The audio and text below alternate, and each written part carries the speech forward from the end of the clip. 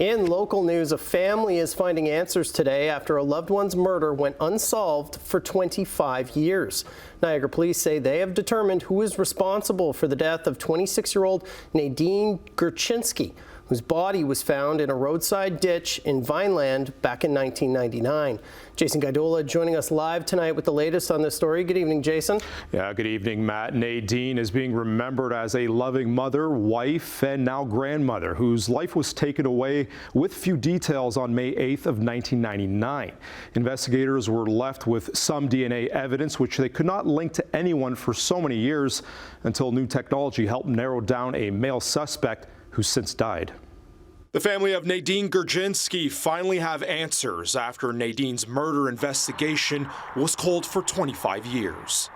So throughout the decades, essentially, of this particular investigation, we've always maintained a close relationship with the Gurczenski family. They've been very cooperative and very patient with every step of the way. The family released a statement saying in part, she meant more than a news headline. She was a beautiful young woman inside and out, mother, wife, and now grandmother, who had her whole life ripped away from her and everyone who loved her. She is very loved and missed every day by her whole family. Niagara police say it was back in 1999 when three cyclists were traveling in the area of Victoria Avenue and 8th Avenue in Vineland. That's when they discovered Gurczenski's body in a roadside ditch and flagged a vehicle for help. She was nude and was not clothed. She was only wearing knee-high socks. The cause of death was determined to be a fracture to her neck with associated evidence of neck compression. So in layman's terms, evidence of strangulation. Detective Sergeant Andrew Neville says once Nadine was identified, the leads to determine who killed her came up empty, except for some DNA they found on her body. However, they could not find a match anywhere, including in international jurisdictions. Fast forward to 2021, detectives are now able to use advanced genetic technology. Build these family trees and then try to establish the linkages between the DNA that's been uploaded to various public open source websites, and then to slowly begin to narrow it down. Niagara police say through analysis, they narrowed it down to Joseph Archie Raymond Brousseau from northeastern Ontario and who was 34 years old in 1999.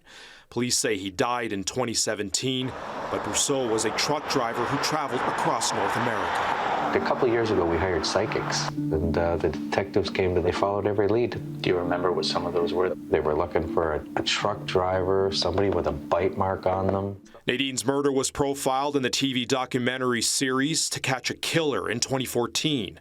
Criminologist Mike Arnfield and his team investigated the murder. We came to the determination that it was possibly a long-haul trucker at the time based on the research my colleagues and I were doing on highway serial killings in the United States. And there's some certain common characteristics in terms of disposal methods and roadways chosen by those types of mobile offenders. Niagara police say there was no evidence that suggests Gurczenski and Brousseau had a relationship or knew each other, and police say there is no connection to organized crime. We'll never know what led Brousseau and Nadine to cross paths, what led her to him the night she went missing. It could be any number of things. He could have offered her a ride.